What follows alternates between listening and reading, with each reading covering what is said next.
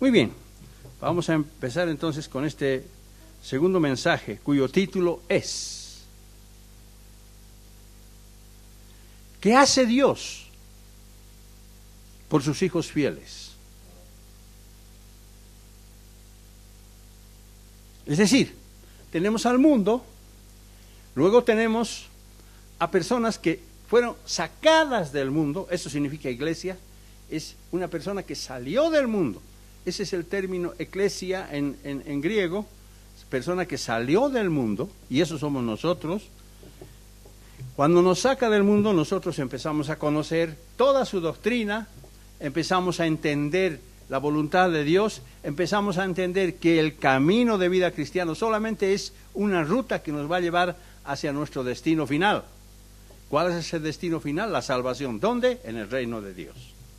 Entonces, cuando nosotros entendemos todas estas cosas y empezamos a asimilar como esponjas espirituales el plan de Dios que tiene para con nosotros y también va a tener para el resto de la humanidad en su tiempo, porque van a aprender exactamente lo mismo que nosotros, entonces podemos preguntarnos, ¿qué hace Dios con nosotros? Sobre todo si le obedecemos, si seguimos los pasos de salvación, si seguimos los pasos que Él nos muestra a través de sus fiestas santas. ¿Qué hace Dios por sus hijos que son fieles? Esta es la pregunta. Obviamente, no estoy hablando de personas del mundo, porque el mundo no conoce. El mundo no conoce. Entonces, a medida que vamos celebrando estos días de fiesta de panes sin levadura, después de haber sacado la levadura de nuestras casas y principalmente la levadura de nuestras vidas, es cuando nos preguntamos cómo Dios anima y cuida a sus hijos. Porque si el hijo es obediente, obviamente el padre también lo protege. ¿Cómo nos protege? ¿Cómo nos anima? ¿Qué hace Dios por sus hijos cuando se muestran fieles y obedientes? Obviamente cuando un hijo se porta mal, Dios, naturalmente, le muestra y le dice que deje de hacer lo que está haciendo. Pero si Dios espera que la persona reaccione y entienda cuál es el propósito de Dios. Pero no estamos hablando de eso ahora. Estamos hablando de cómo Dios protege, qué es lo que hace con los hijos que le obedecen. El Fondo de Naciones Unidas para la Infancia, el Fondo de Naciones Unidas para la Infancia, es decir, la UNICEF, por sus siglas en inglés, UNICEF, ha estimado que en estos tiempos existen más de 100 millones de huérfanos en todo el mundo. 100 millones de huérfanos en todo el mundo. ¡Qué increíble! ¡Qué enorme cantidad de niños huérfanos! Imagínense, en el mundo existen millones de niños que no gozan del amor y protección de un padre o de una madre. Ellos están a veces designados a un lugar de orfandad, unos orfelinatos, a veces caminan sueltos por las calles, etcétera. Son millones de niños. ¿A qué se debe esta orfandad? Las guerras tienen una espantosa destreza de convertir a niños felices en huérfanos. Esa es la principal razón. Hay otras, por supuesto. De ahí que se calcula que después de la Primera Guerra Mundial, 9 millones de niños perdieron a sus padres. En la Primera Guerra Mundial, 9 millones de niños. También se estima que un número similar de niños corrieron la misma suerte después de la Segunda Guerra Mundial. El padre parte para defender a un país y es muerto. Entonces, el niño queda huérfano. A veces pierde también a la madre y quedan solos. Y no solo eso, porque en la actualidad esta terrible tragedia continúa afectando a más niños todavía. gracias a las guerras actuales, lo estamos sintiendo nosotros, lo estamos viendo, gracias a los desastres debido a los terremotos, gracias al SIDA, una enfermedad mortal, producto de la desobediencia de Dios, a Dios. La drogadicción es otra de las causas, y otras plagas desastrosas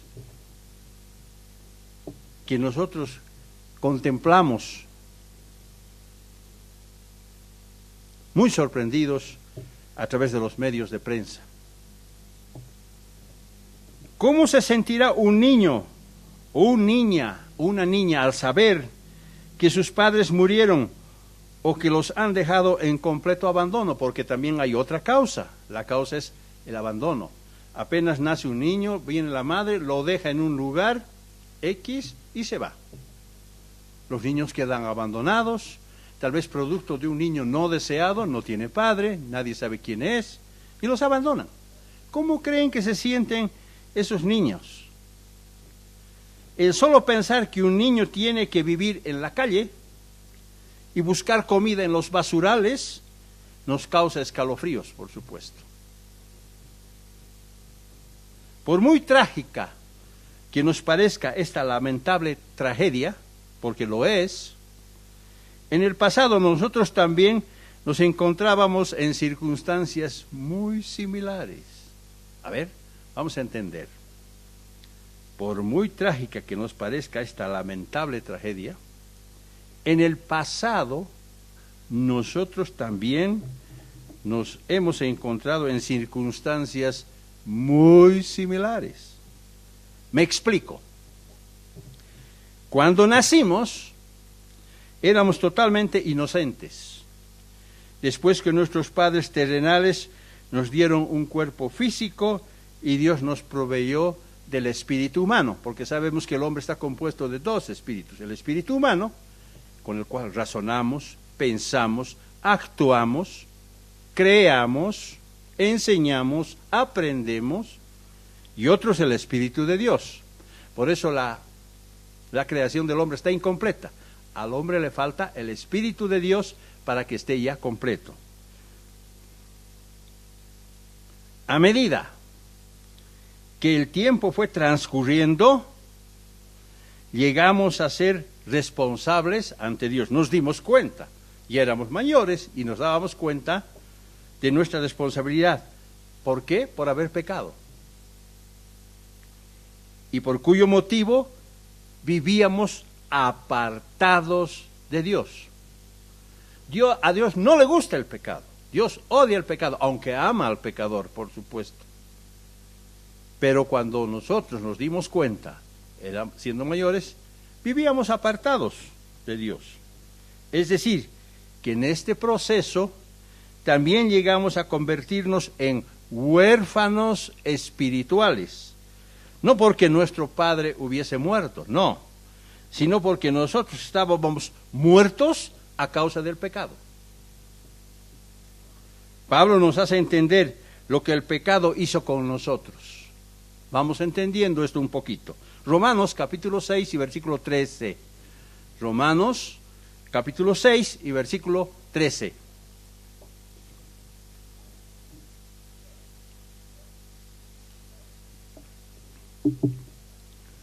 Romanos 6, versículo 13. Dice, Romanos 6, 13. Ni tampoco presentéis vuestros miembros al pecado como instrumentos de iniquidad, sino presentaos vosotros mismos a Dios como vivos de entre los muertos. No está diciendo que nosotros vivimos en un cementerio, no. Para Dios los seres humanos que no obedecen y que no conocen a Dios o que están engañados son como muertos. Presentaos vosotros mismos a Dios como vivos de entre los muertos y vuestros miembros a Dios como instrumentos de justicia. Pablo nos está recomendando que nosotros debemos, como que ya dejamos, debemos de estar fuera de este mundo, fuera de la condición humana que el mundo vive, en medio del pecado. Por supuesto que Jesucristo no murió en ninguna guerra, sino que murió a causa de nuestra rebeldía, por lo cual vivíamos separados de Él. En realidad, Dios, como nuestro Padre, no nos abandonó como ocurrió con los millones de niños que se quedaron huérfanos, sino que fuimos nosotros los que abandonamos a nuestro Padre. Dios no nos abandonó, nosotros abandonamos a nuestro Padre. Y eso mismo ocurre con la humanidad. ¿Desde cuándo la humanidad abandonó a su Creador? ¿Desde cuándo? Desde que nuestros padres, Adán y Eva, rechazaron el camino de vida que Dios les había ofrecido. Habiendo perdido la hermosa relación que ellos tenían en el Edén, para luego esconderse de Dios a causa de su pecado. Eso es lo que nos dice el libro de Génesis. Es el hombre el que se escondió, no Dios.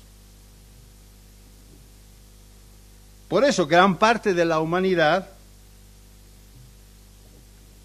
yo no sé cuánto, vive como niños huérfanos y perdidos, andando sin rumbo espiritual,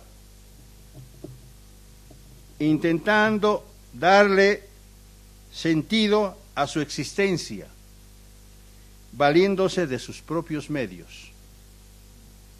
Muchos son los que dicen, bueno, ya, para mí Dios no existe, yo voy a hacer las cosas a mi propio modo. Ah, sí. ¿Cuántos años va a vivir usted que piensa de esa manera? ¿80, 90, 100? ¿Y después qué? Ciertamente es una experiencia muy desalentadora cuando algunos se enteran que fueron abandonados por sus padres biológicos cuando eran niños. Quienes tuvieron semejante experiencia llegaron a dudar de su misma existencia. ¿Para qué vivo yo si no tengo padres? Porque tal vez vinieron sin ningún propósito en su vida. Vivieron sin ningún propósito. Y quienes viven alejados del camino de justicia sufren los mismos síntomas de inseguridad y decepción. Por mucho que digan, no, yo no necesito nada de Dios. No es así. Tarde o temprano se van a dar cuenta de ello. Como huérfanos espirituales, muchos viven en medio de la basura espiritual de este mundo. ¿De qué se alimentan? Se alimentan de cosas falsas, de mentiras, que muchas iglesias, entre comillas, les enseñan, equivocadamente por supuesto, pese a que Dios les ofrece gratuitamente sus aguas vivas y su verdadera comida. Pablo continúa haciéndonos entender estos mismos principios. Efesios capítulo 2 y versículo 2.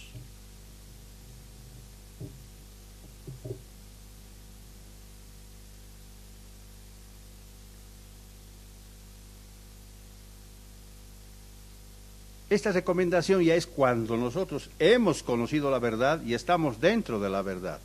Y entonces Pablo nos dice en Efesios capítulo 2 y versículo 2 lo siguiente. Dice, en los cuales anduvisteis en otro tiempo, siguiendo la corriente de este mundo, conforme al príncipe de la potestad del aire, el espíritu que ahora opera en los hijos de obedientes, no, de desobediencia. Producto de nuestra desobediencia, entonces, éramos conducidos por el maligno, antes de llegar a la iglesia. Satanás hizo todo lo posible para bloquear nuestra mente, haciéndonos caminar en medio de tinieblas. No veíamos, no entendíamos el porqué de muchas cosas. Ha tenido que pasar mucho tiempo de estar en la iglesia para ir descubriendo, como nuestro hermano Wanderson lo hace, para descubrir más verdades que todavía permanecen ahí en las Escrituras. Pero desde que Dios nos llamó, nos sacó del mundo para hacernos parte de su familia. A veces es difícil entender esto. Nos quiere hacer parte de su familia, como un padre amoroso que está al cuidado de sus hijos. Es decir, como miembros de la iglesia, no somos huérfanos. No somos huérfanos, porque tenemos un padre amoroso que nos cuida, que nos protege, que nos enseña cómo tenemos que caminar. Primera de Juan, capítulo 3, versículos 1 al 2. Primera de Juan, capítulo 3, versículos 1 al 2.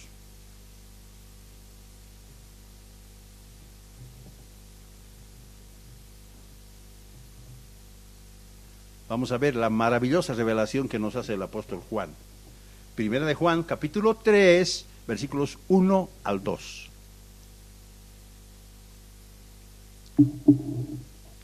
Dice: mirad cuál amor nos ha dado el Padre, para que seamos llamados hijos de Dios.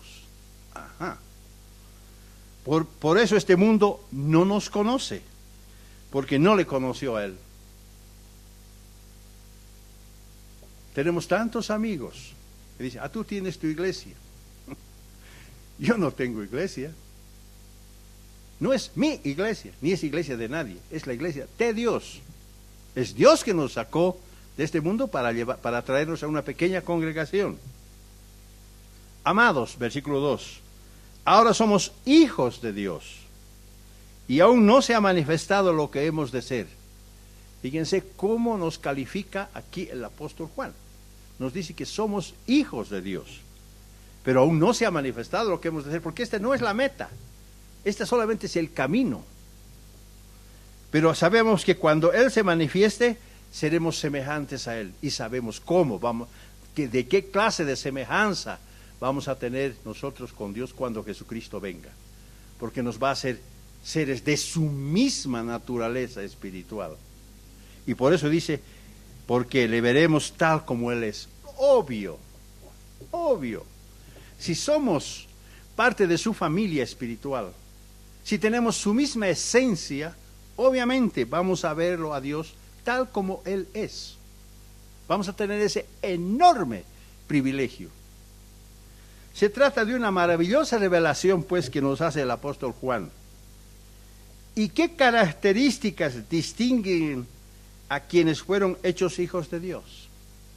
¿Cuáles son las características que distinguen a quienes fueron hechos hijos de Dios? Bueno, los hijos de Dios guardan sus mandamientos a través de su fe viva, efectiva y obediente. Ellos no practican el pecado, porque viven sin estar leudados. Y si alguna vez resbalan, no se quedan postrados, sino que se levantan pidiendo perdón por sus fallas y defectos. 7 veces cae el justo y 7 veces se levanta, dice el libro de Proverbios. Es decir, que los hijos de Dios no se justifican a sí mismos.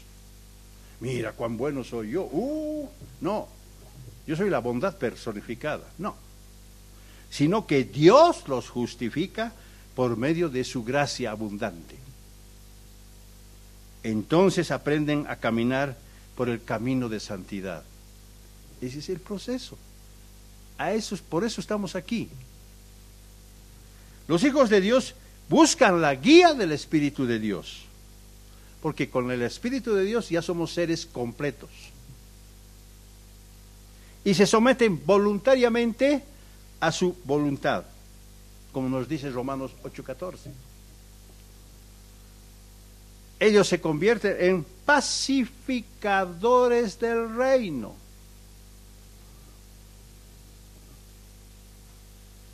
Y a través de ser pacificadores, aprovechan su tiempo para dar buen ejemplo a los demás. No se esconden, se muestran francamente levantan la vista y muestran que dan un buen ejemplo a los demás. Tampoco se olvidan de amar a sus enemigos. Estoy dando las características de los que son considerados hijos de Dios. No se olvidan de amar a sus enemigos, porque saben que el verdadero amor no consiste en dar abrazos o dar buenos deseos. Mira, yo cuánto te amo. Uy, te amo hartísimo. Ah, sí, demuéstrelo. Sino en dar a los demás, ahí está el amor, sin pedir nada a cambio. Hacer el bien a los demás. Como la regla de oro de Jesucristo de Mateo 7. Lo que no hagas a los demás lo que a ti no te gustaría que te hagan, sino haz a los demás lo que a ti te gustaría que hagan por ti. Esa es la regla. De esa manera nos vamos empapando de las mismas características que tiene nuestro amado Padre. Nos vamos pareciendo de a poquito, con fallas y con defectos, nos vamos pareciendo a nuestro Padre. Porque Dios quiere que seamos igual que Él. Si es que vamos a ser sus hijos, si es que vamos a morar con Él por toda la eternidad,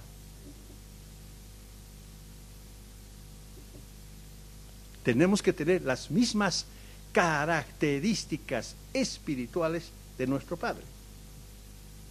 Qué interesante lo que dijo nuestro hermano Wanderson, que antes del Big Bang no existía el tiempo ni el espacio. Entonces, ¿dónde moraba Dios? En la eternidad. Dios es eternidad. Pero una vez que empezó el Big Bang, ahí empezó el espacio. Ahí empezó a contarse el tiempo. Por eso Dios está fuera de su dimensión. Nosotros estamos metidos dentro. Él está fuera. Muy interesante esto. El incansable apóstol Pedro también nos llena de sabios consejos. Primera de Pedro, capítulo 1 y versículos 13 al 16. Primera de Pedro, capítulo 1 y versículos 13 al 16. ¿Cuánto todavía tenemos por aprender? ¿Cuánto todavía tenemos por aprender? Primera de Pedro, capítulo 1, versículos 13 al 16.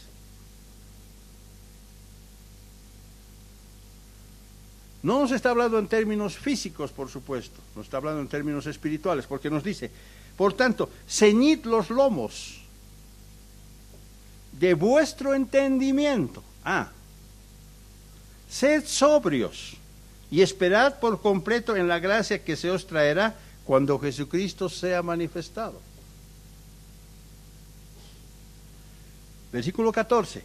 Como hijos obedientes, no os conforméis a los deseos que antes teníais, estando en vuestra ignorancia.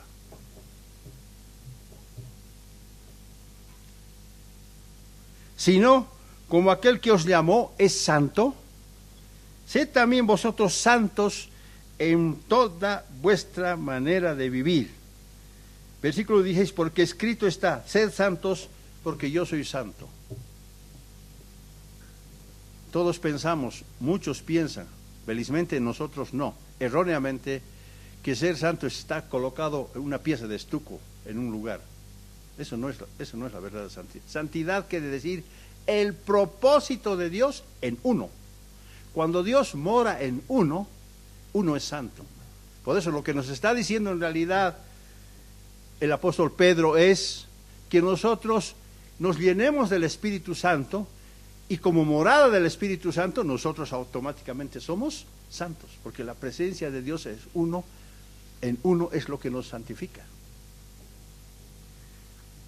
Cuando un niño nace, sus padres se regocijan, porque el pequeño se les parece. Mira, este pequeño se parece a ti, ¿verdad? No, se parece a mí. Bueno, empiezan a discutir. De la misma manera, Dios se regocija de ver que sus hijos se le van pareciendo a medida que aprenden a vivir como panes sin levadura, es decir, viviendo apartados del pecado. Y Dios se regocija cuando sus hijos viven apartados del pecado. Entonces Dios dice, mira, se está pareciendo a nosotros. Y cuando uno es hacedor de su palabra, gracias a su fe, es cuando le mostramos a Dios nuestra confianza, nuestra fidelidad, nuestra obediencia y nuestra humildad. Atributos positivos que son de gran valía para Dios. ¿Y qué es lo que hace Dios con sus hijos que muestran esto, que muestran su fidelidad y su obediencia? ¿Cómo nos conduce? Y les responde debido a su persistente fidelidad. ¿Qué hace Dios? ¿Acaso Dios solamente ve y dice, bueno, muy bien, ahí estás tú, sigues, estás aprendiendo, estás creciendo, está bien? Y se cruza de brazos. No, no es así. No es así. Resulta que es interesante que desde el Antiguo Testamento Dios ya pensaba en recompensar a los hijos que practican su fe y muestran sus obras conforme a su propósito. Veamos pues de qué medios se vale Dios para recompensar a sus hijos fieles mediante 7 estímulos espirituales, los cuales satisfacen plenamente la capacidad, la fidelidad y el amor por caminar libres de la levadura sin pecado. Veamos de qué clase de estímulo estamos hablando. Primer estímulo. Primer estímulo. Dios nos induce a vivir sin temor. ¿La premisa cuál es? La premisa es que siendo hijos obedientes de Dios, esto no es para cualquiera, sino para los que, siendo hijos obedientes de Dios, Dios nos estimula. ¿Cómo? Primer estímulo, Dios nos induce a vivir sin temor debido a su protección divina. Dios nos induce a vivir sin temor debido a su protección divina.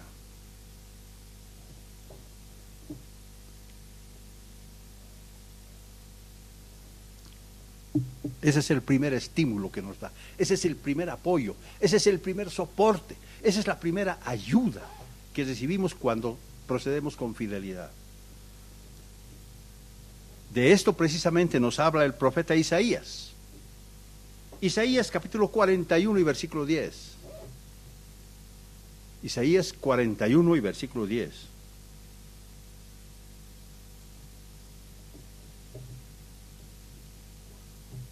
Isaías 41 y versículo 10. Dice: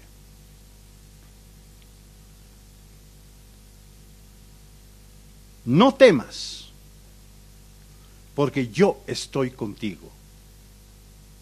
No desmayes, porque yo soy tu Dios, que te esfuerzo. Siempre te ayudaré, siempre te sustentaré con la diestra de mi justicia. Dios nos induce a vivir pues sin temor, gracias a que Él cumple con estos puntos. Este extraordinario estímulo, por supuesto, no es para todos, sino para aquellos hijos que sacaron la levadura de sus vidas. Lo mismo le dijo a Moisés cuando lo comisionó a Egipto, diciéndole: ve, porque yo estaré contigo. Exactamente igual. Es decir, si Dios está con uno y en uno, si Dios está con uno y en uno o dentro de uno, automáticamente se hace un hijo bienaventurado, porque su nuevo objetivo es muy diferente al que tenía antes. Romanos capítulo 14, versículo 8.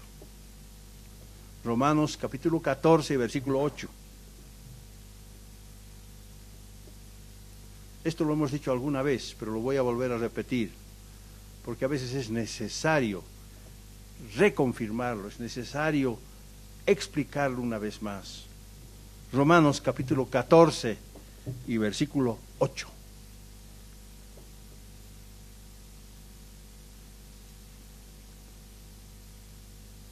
Dice: pues si vivimos, para el Señor vivimos.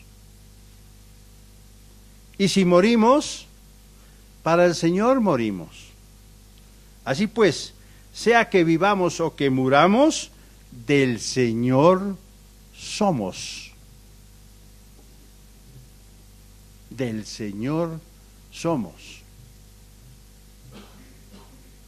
Primera de Juan 4, versículos 18 al 19. Primera de Juan 4, versículos 18 al 19.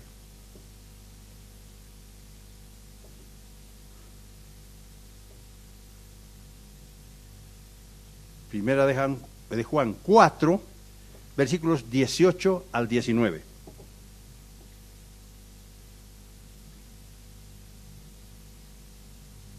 Dice el discípulo amado: en el amor no hay temor,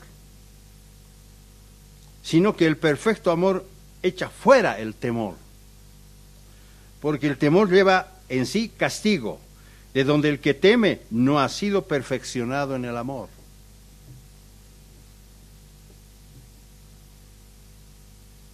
Esto es muy parecido a estar bajo la ley o bajo la gracia. Es muy parecido. Debemos actuar en el temor de Dios, pero una vez que nosotros obedecemos a Dios, en el amor de Dios no hay temor.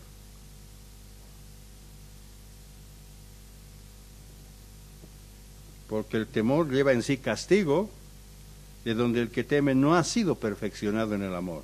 Versículo 19. Nosotros le amamos a Él porque Él nos amó primero.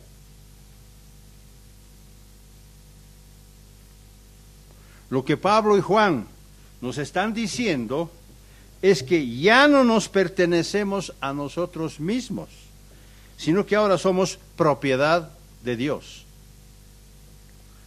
Por eso dejamos de tener temor, porque fuimos comprados por su gran amor, por lo cual, siendo suyos, Él nos cuida, nos guía, nos estimula para continuar la carrera que todavía tenemos por delante. Ahí está. Ahí está. Eso hace Dios con nosotros.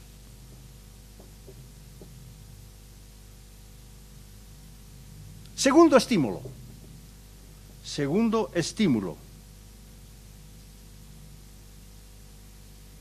que Dios brinda a los hijos de Dios, a sus hijos. Segundo estímulo. No estamos solos, porque Él nos acompaña y afirma nuestros corazones en nuestro diario caminar. No estamos solos, porque Él nos acompaña y afirma nuestros corazones en nuestro diario caminar. Y Pablo precisamente nos da la lección que estábamos esperando.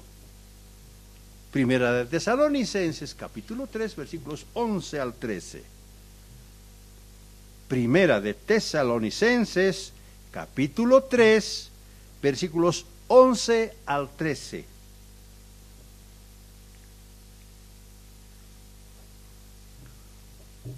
Dice, Primera de Tesalonicenses 3, versículos 11 al 13, dice: mas el mismo Dios y Padre nuestro y nuestro Señor Jesucristo dirija nuestro camino a vosotros, y el Señor os haga crecer y abundar en amor unos para con otros y para con todos, como también lo hacemos nosotros para con vosotros, para que sean afirmados vuestros corazones, irreprensibles en santidad. ¿Qué cosa? Delante de Dios nuestro Padre, en la venida de nuestro Señor Jesucristo con todos sus santos. ¿Qué cosa lo que nos dice el apóstol Pablo? Filipenses capítulo 1 y versículo 10 continúa con las enseñanzas. Filipenses capítulo 1 versículo 10.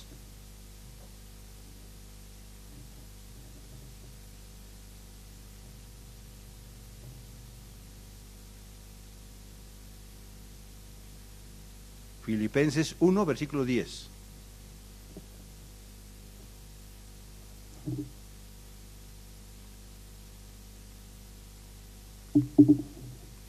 Dice, para que aprobéis lo mejor, a fin de que seáis sinceros e irreprensibles para el día de Cristo.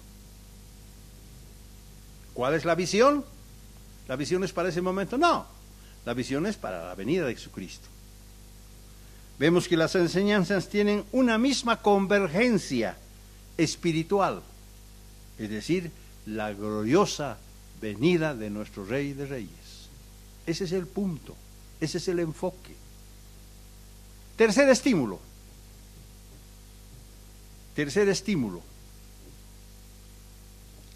Jesucristo, tercer estímulo. Jesucristo siempre intercede por nosotros, porque no se descuida de sus hijos.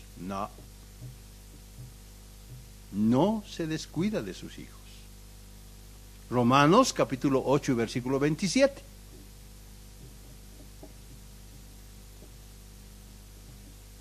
Siempre intercede por nosotros, porque no se descuida de sus hijos. Esa es la labor del pastor de pastores. Esa es la labor que tiene el capitán de nuestra nave. Esa es el labor, esa es su labor.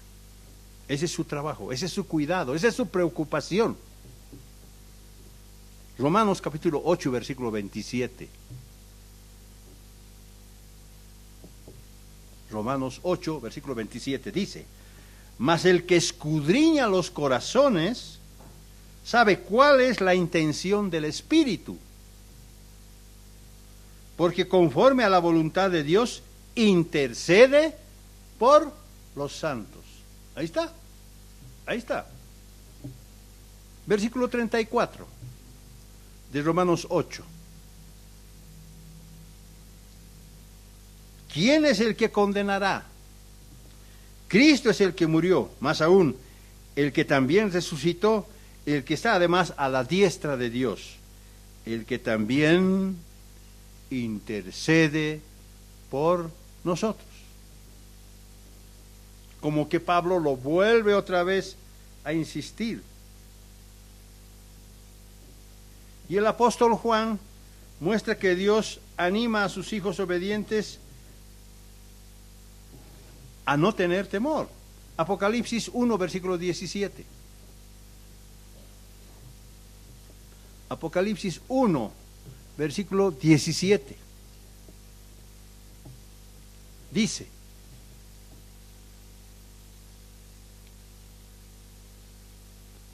aquí el apóstol Juan está viendo al verdadero Jesucristo, tal como es Él ahora. Ya dejó de estar ahí, crucificado, muerto, etcétera, etcétera. Ahora es el que vive. Cuando le vi, dice el apóstol Juan, caí como muerto a sus pies, impresionado por lo que estaba viendo él. Y él puso su diestra sobre mí, diciéndome, no temas. Yo soy el primero y el último. Yo soy el alfa y el omega del alfabeto griego. Romanos 8:26. Estamos hablando del cuidado. Estamos hablando de que Dios siempre, Jesucristo intercede por nosotros y no se descuida de sus hijos. Romanos 8:26. Romanos 8:26 dice, Romanos 8:26 dice, y de igual manera el Espíritu nos ayuda en nuestra debilidad, pues ¿Qué hemos de pedir? ¿Cómo conviene? No lo sabemos. Pero el Espíritu mismo intercede por nosotros con gemidos indecibles. Es decir, no estamos solos, porque Dios no quiere que ninguna de sus ovejitas se pierda. Si una de sus ovejitas de las 99 que tiene Él se pierde, Él va detrás de ella. Así cuida, así nos cuida a nosotros, a esta pequeña manada. Cuarto estímulo. Cuarto estímulo.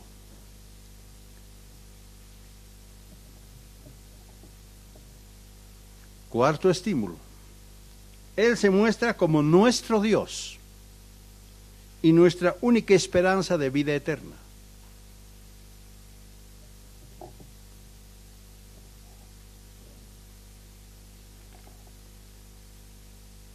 Él se muestra como nuestro Dios y nuestra única esperanza de vida eterna. En ese sentido, el libro de Salmos está repleto de estas enseñanzas. Salmos 25:5, por ejemplo. Salmos 25:5.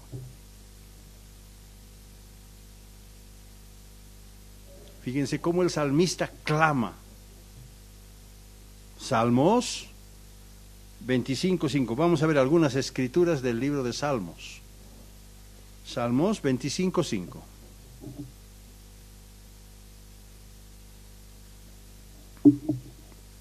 Salmos 25:5 dice: encamíname en tu verdad. El salmista está clamando aquí: encamíname en tu verdad y enséñame, porque tú eres el Dios de mi salvación. En ti he esperado todo el día. Yo diría todos los días de mi vida.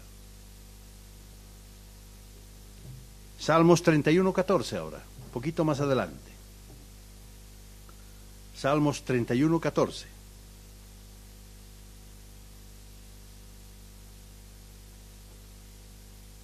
Salmos 31:14. ¿Cuánta enseñanza tenemos en el libro de Salmos? Es increíble. Salmos 31:14 dice: mas yo en ti confío, oh Eterno. Digo, tú eres mi Dios. Salmos 119:116. Salmos 119, versículo 116.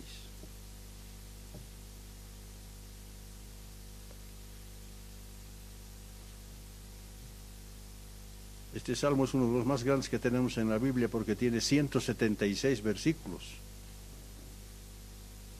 Salmos 119, versículo 116.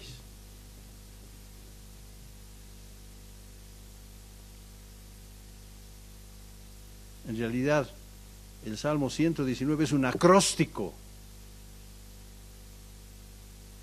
que reconoce los mandamientos de Dios.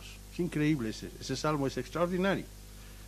El versículo 116 de este libro de Salmos dice: susténtame conforme a tu palabra y viviré, y no quede yo avergonzado de mi esperanza.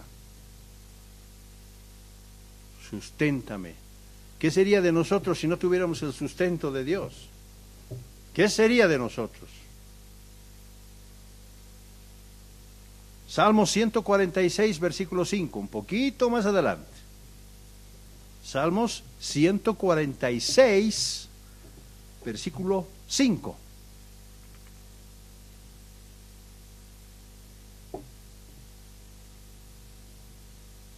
Salmo 146, 5 dice: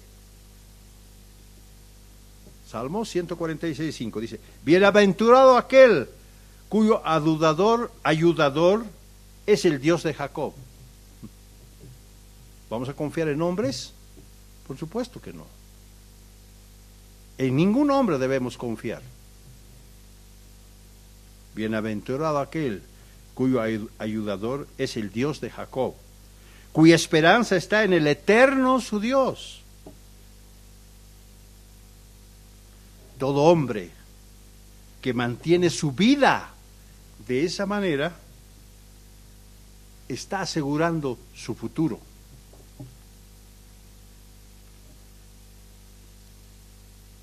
Quinto estímulo. Quinto estímulo. Quinto estímulo. Dios nos fortalece para coronar con éxito nuestra llegada a la meta final. Necesitamos su fortaleza, necesitamos su apoyo para llegar a la meta final. Todo al final se conjuga en una sola cosa, como podemos ver. Filipenses capítulo 4 y versículo 13.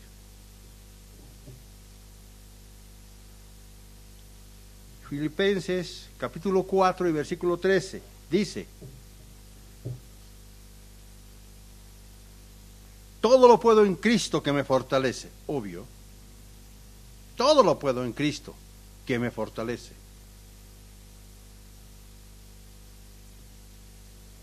Isaías capítulo 12 y versículo 2. Isaías capítulo 2 y versículo 2. Como dice el mismo profeta Isaías, un poquito aquí y otro poquito allá. Isaías capítulo 12, versículo 2.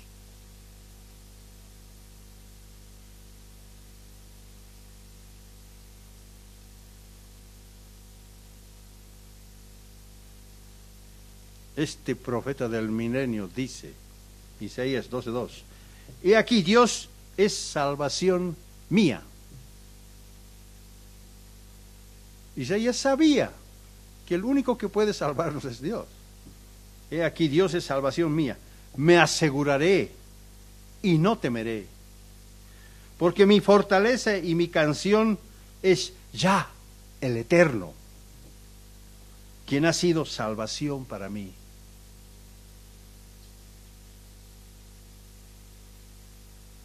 Volvamos ahora a Salmos, capítulo 22 y versículo 19.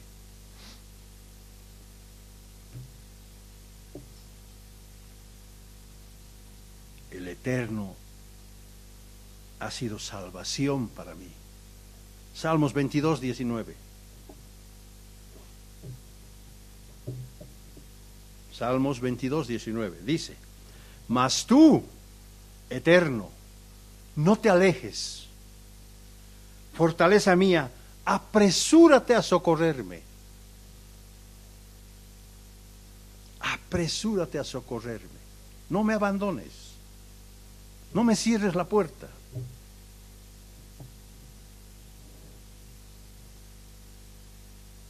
Salmos 144, versículo 2.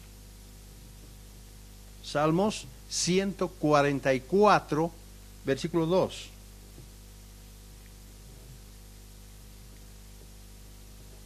¿Cómo el salmista reconoce que hay un Dios que protege, que hay un Dios que es nuestra única esperanza para la vida eterna?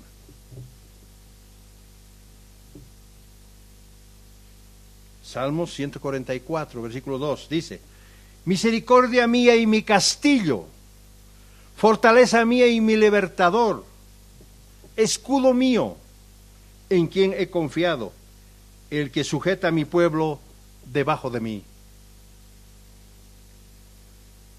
Cuando uno se alimenta de esas escrituras, es como que se va fortaleciendo para llegar a la meta, en la absoluta seguridad de que Dios lo conduce a su santo reino.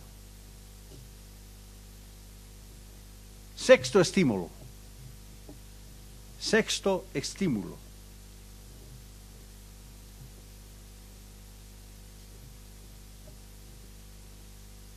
Dios es nuestro único ayudador, en quien depositamos toda nuestra confianza. Dios es nuestro único ayudador, en quien depositamos toda nuestra confianza. ¿En quién más vamos a confiar? Salmos 40, 17. Salmos 40, versículo 17.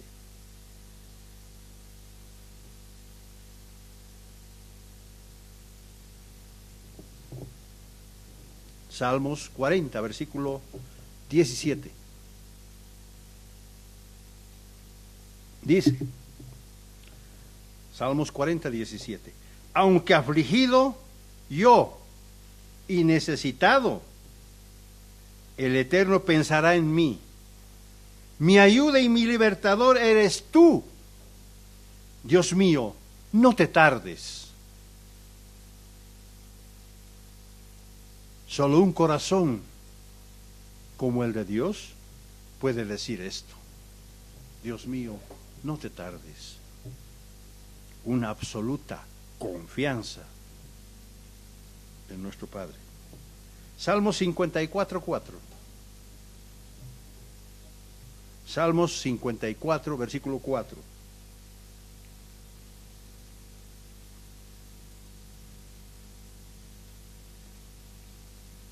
Salmos 54, versículo 4. Dice, he aquí, Dios es el que me ayuda. Ahí está. El Señor está con los que sostienen mi vida. Salmos 70, versículo 5.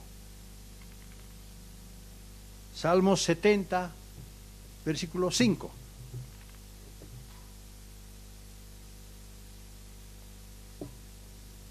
Dice, Salmos 70, versículo 5. Yo estoy afligido y menesteroso. Apresúrate a mí, oh Dios, ayuda mía, y mi libertador eres tú. Oh Eterno, no te detengas.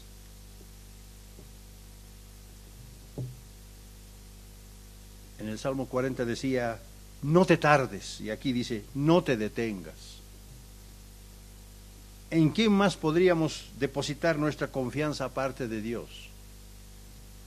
Nosotros debemos hacer nuestras las palabras del salmista, que dice, por favor, no te detengas, no te tardes, acúdeme, ayúdame, fortaléceme. Séptimo y último estímulo. Séptimo estímulo.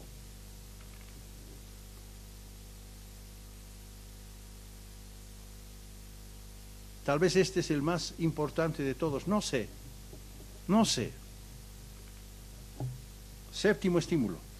Dios nos sustenta y fundamenta nuestra vida porque somos su preciosa herencia, incorruptible, incontaminada e inmarcesible.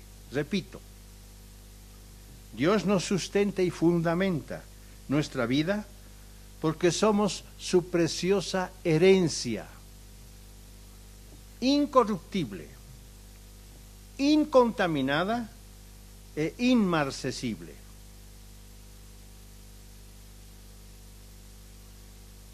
Por favor, hagamos nuestros estos preciosos versos. Salmos 119, versículo 28. Salmos 119, versículo 28.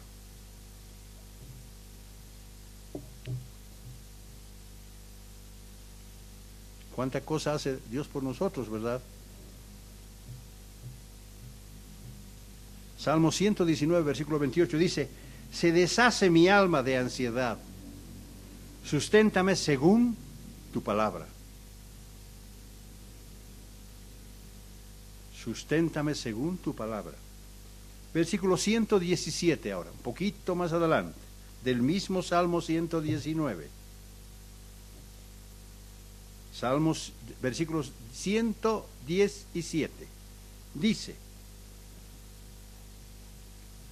sosténme y seré salvo, y me regocijaré siempre en tus estatutos.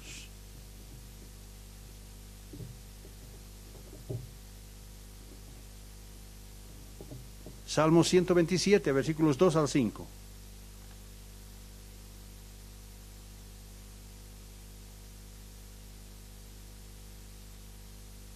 Salmo 127, versículos 2 al 5. Dice: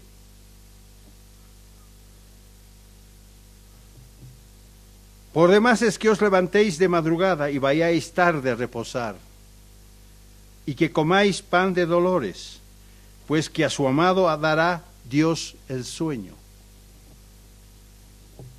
Muchas veces hemos dicho: cuánta paz tienen los que obedecen tus mandamientos. Y así es. Nos da un sueño tranquilo, nos da una vida pacífica. Versículo 3. He aquí, herencia del Eterno son los hijos. Aquí está hablando primero de los padres con los hijos, vamos a ver, y luego se va a referir a nosotros. Herencia del Eterno son los hijos, cosa de estima del fruto del vientre. Como saetas en mano del valiente, así son los hijos habidos en la juventud. Bienaventurado el hombre que llenó su aljaba de ellos. No será avergonzado cuando hablare con sus enemigos en la puerta.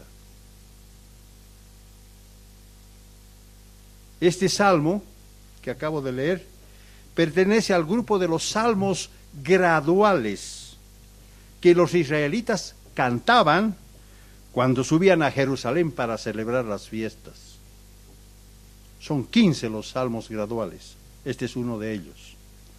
Sin duda alguna, estas escrituras nos muestran que la prosperidad de los hijos fieles proviene de Dios. Porque Dios le da a cada uno según lo que Él ve que nos va a hacer bien. Porque además nos revela que sin Dios jamás tendremos buen fundamento.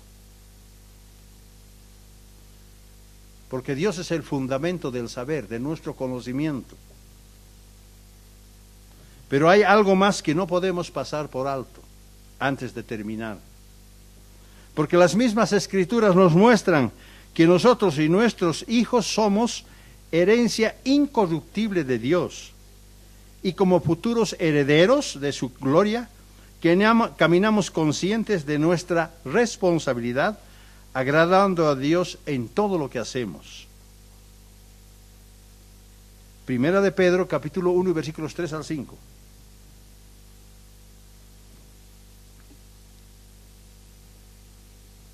Primera de Pedro, capítulo 1, versículos 3 al 5.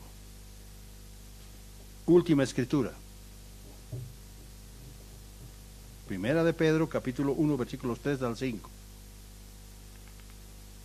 Dice, Primera de Pedro 1, 3 al 5. Dice, bendito el Dios y Padre de nuestro Señor Jesucristo, que según su grande misericordia nos hizo renacer para una esperanza viva por la resurrección de Jesucristo de los muertos, para una herencia incorruptible, incontaminada e inmarcesible, reservada en los cielos para vosotros. Ahí está. Que sois guardados por el poder de Dios mediante la fe, para alcanzar la salvación que está preparada para ser manifestada en el tiempo postrero. Somos lo más valioso para Dios. Por eso caminamos sin levadura. En conclusión, ahora ya sabemos lo que Dios hace por cada uno de sus hijos fieles y obedientes. Ahora ya sabemos, ahora entendemos. Porque Dios nos induce a vivir sin temor debido a su divina protección. Porque no estamos solos, porque Él nos acompaña y afirma nuestros corazones. Porque Él siempre intercede por nosotros, porque no descuida ninguna de sus ovejitas. Él se muestra como nuestro Dios y es nuestra única esperanza de vida eterna. Nos fortalece para coronar con éxito nuestra llegada a la meta final. Dios es nuestro único ayudador en quien depositamos toda nuestra confianza. Él sustenta y fundamenta nuestra vida porque somos una preciosa herencia para Él. Y sabiendo estas cosas, ¿cómo podemos responder cada uno de nosotros por haber sido grandemente bendecidos por nuestro maravilloso y extraordinario Creador? ¿Qué tenemos que hacer ahora nosotros? La respuesta simplemente es mantenernos libres de desobediencia y de pecado. Fuera con eso. Y continuando nuestra vida espiritual como panes que no tienen levadura.